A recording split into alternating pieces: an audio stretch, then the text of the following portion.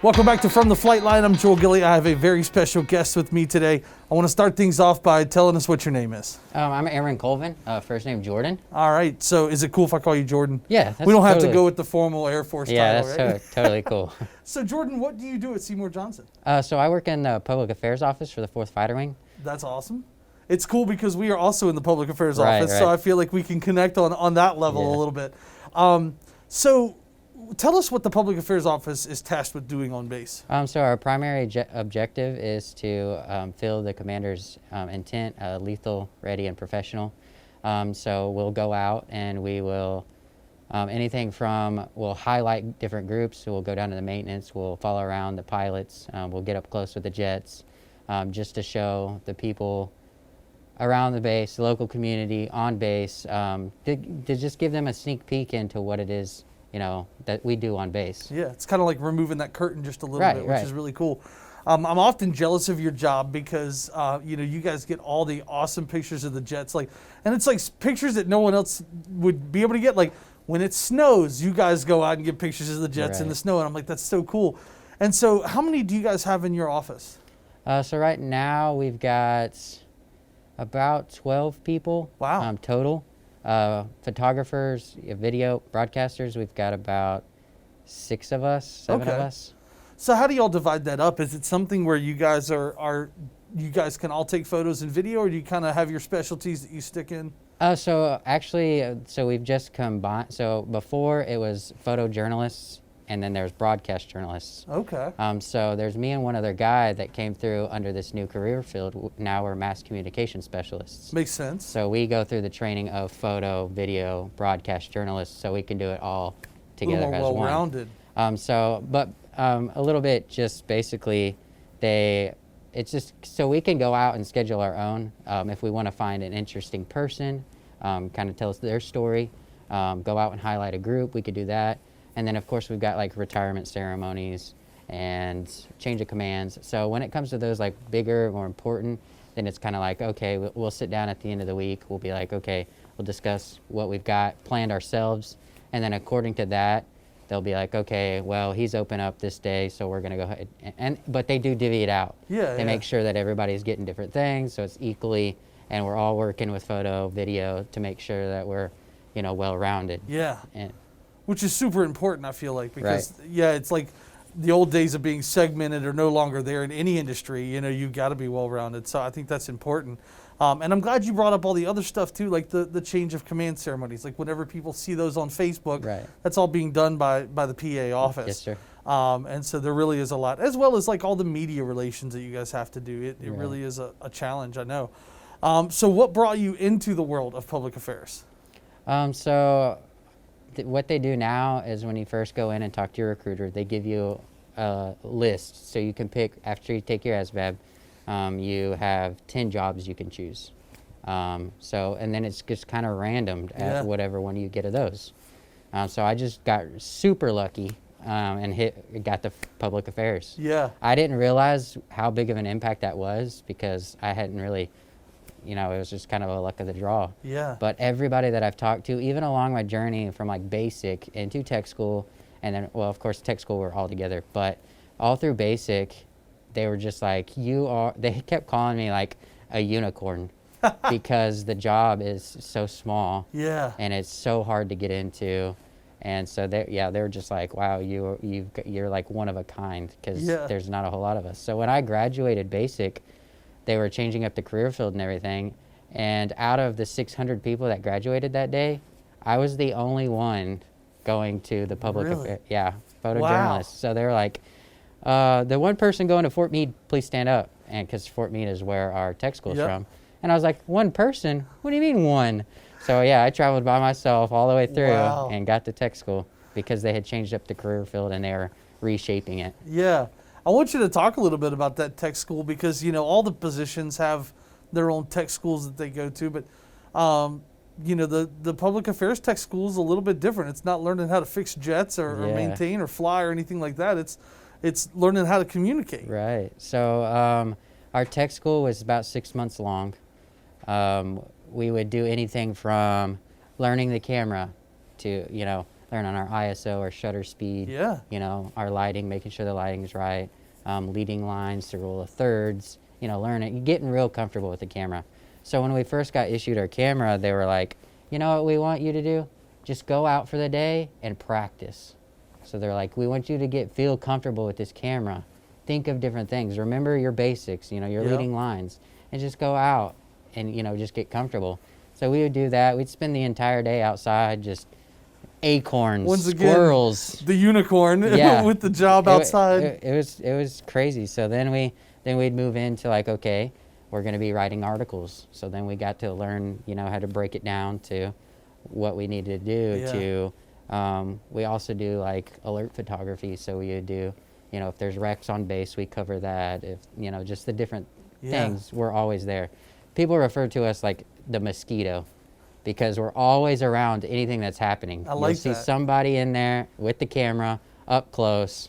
So it's really cool to get to be a part of that. And then we learned, you know, the video aspect, having your different camera setups to get different angles, not breaking certain, you know, degrees, making sure your lighting's well, you know, the mics, making sure you're getting clear audio.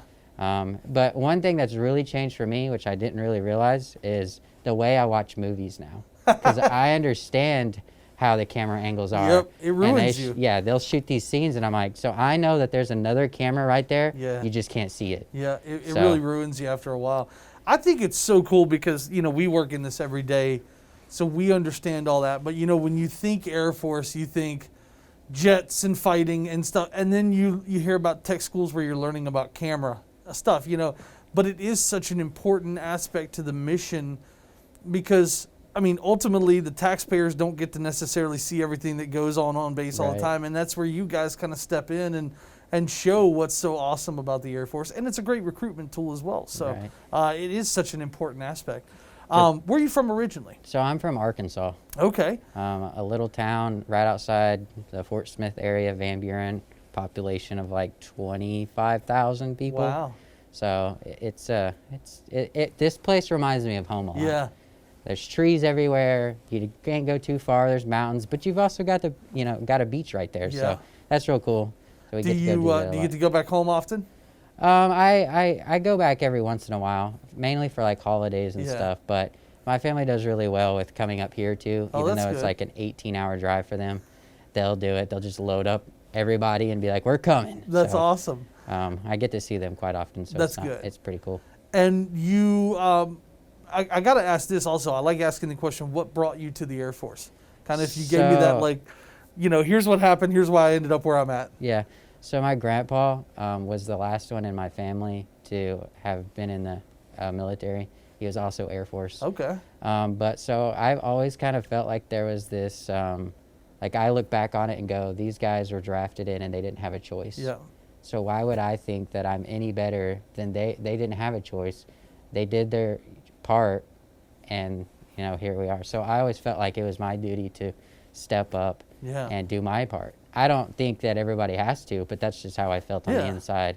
And with it coming from, you know, my grandpa, our family's not really used to it because it's my grandpa. Yeah. And so I wanted to bring something new into, and which is really cool and eye-opening now because, like, my little sister, she's messaged me not too long ago and was like, I'm really thinking about joining the military. Oh, wow. And I was like, so I don't realize how much of an impact I have because I do it every day until I see them, and then they start talking about it. And now my cousin's like, well, I'm thinking about joining the military too. So to get to help guide them, because I didn't really have a guidance, I was doing it on my own. So it's really cool. That is cool. And if you were sitting with someone who's maybe in high school and they're not sure what they want to do with their life, if you could give me, you know, kind of a sentence or two on what the Air Force has meant to you and has helped you out in life, what would that sound like? My biggest, like, so I joined a little bit later. I wanted, everybody that I talked to had always talked about, like, wanting to try life out first to see how that went. So I gave it a little bit of time and then went in. So it'll definitely mature you, but in a good way. It'll teach you, it has taught me so much. Like, I don't know what I would do, like, without all this knowledge. And it's not like a big amount of knowledge. It just changes you into I feel like it changed me into a better person. Yeah, absolutely. How long have you been in so far? So I've only been in for about a year and 4 months. And I'm just getting started. First base after tech school? Yes, sir. Okay. And what's your plans for the future? You staying in for the Yeah, I plan on riding it out the Yeah? 20 years. Nice. And just to see how that goes. I Yeah. know I'd like to be able to look back on it and have that long line of, history there. Absolutely. I always like to, talk about, at least if people aren't planning on doing the full amount, the job opportunities outside the Air Force. I Right. mean, the Air Force is providing you all this training and stuff, but you're planning on sticking it out, man. Yeah, So. I would. So if that doesn't end up being the long-term goal, I really want to become like a photographer for ESPN Sports. Oh, there you go. I love sports, and I think it'd be really cool to get to be down there on the sideline. Oh, and absolutely. do that. So that's where my sights are set on. If 20 years doesn't become the There you go. main goal there. Favorite team? NFL or college? We'll go both. So NFL, I'm kind of a people watcher. I have my specific players. Yeah. But most of the time, I like to watch the Saints play. Okay. And And how about college? college, I'm a big Ohio State fan. Okay. I guess because you're you're closer to Ohio. Well, my dad out was there. born and raised in Columbus Oh, and moved to okay. Arkansas, and we actually moved up to Ohio for a while. How So was that? I think it's different because we lived in the city versus like a little town. Yeah. I like cities. I like being around of everything that's going on. But did you like Ohio? I do, Oh. and I just have a personal vendetta against Yeah, Ohio. it comes I a think lot. it's that first in flight thing that Yeah. gets me all the time, and so I just always dump on Ohio Yeah. as much as I can. I think that it always comes with being an Ohio State fan too. So. Yeah. But if my dad hadn't pushed that on me, then I'd probably have a different aspect. Yeah, But, absolutely.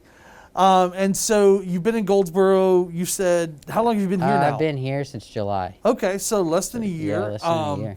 And you're liking it so far? Yeah, I do. I like it a lot. And like I said, you've got the beach right there. Yeah.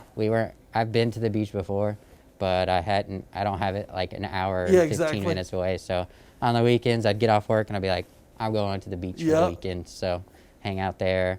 I've got a friend that lives up in the Cherokee area. Oh, nice. Where it's snowy and stuff. So I'll drive up there and we'll go snowboard and stuff. So it's a Absolutely. really good spot because right now it's a little cold, but you've got the warmness. You can go to the extreme cold, Exactly. the beach isn't going to be warm right now, but It when is kind of the comes best of both time. worlds. So yeah, though. you've got them both. So it's pretty cool.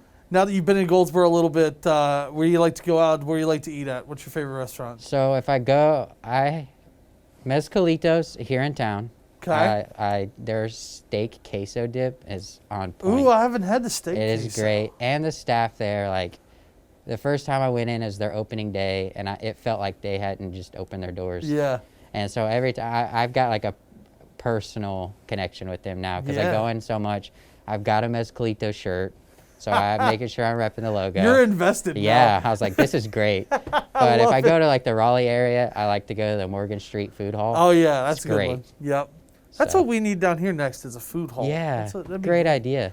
So, favorite music? Ooh, I haven't asked this one in a while. but- yeah. I would probably go with classic rock. Okay. I like more of the older stuff, Yep. but that's just a personal on me. I got So you. it's a variety. But really, like overall, I don't really mind. I can hit the radio station and be perfectly you're fine good. with You're what's good. going on. Is there anything that I left out that you would like to talk about? Anything you'd like to talk about? Your job, life, career, anything like that?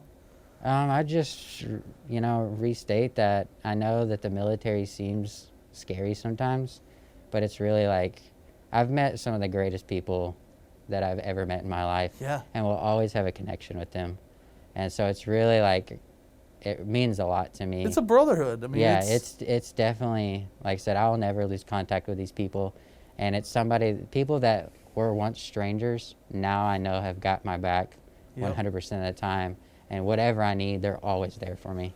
See, it was really interesting one time when I learned that, some of the new guys that are coming into the Air Force, they get taught, the instructor was telling us one time, he said, some of these people come in not knowing how to balance a checkbook, and so they really, when you talked about that maturing and learning a Yes. lot, they do take care of you. You know, you're not just, it does seem scary at first. I'm sure it does. Yeah. But there really is a lot of people looking out for you too, which has got to feel pretty good that you're taken care of. It's been an eye-opening experience in a good way. Yeah. Awesome. Well, look, thank you for your service. Thank you for coming in and talking with us today. And we'll see you again next time right here on From the Flightline.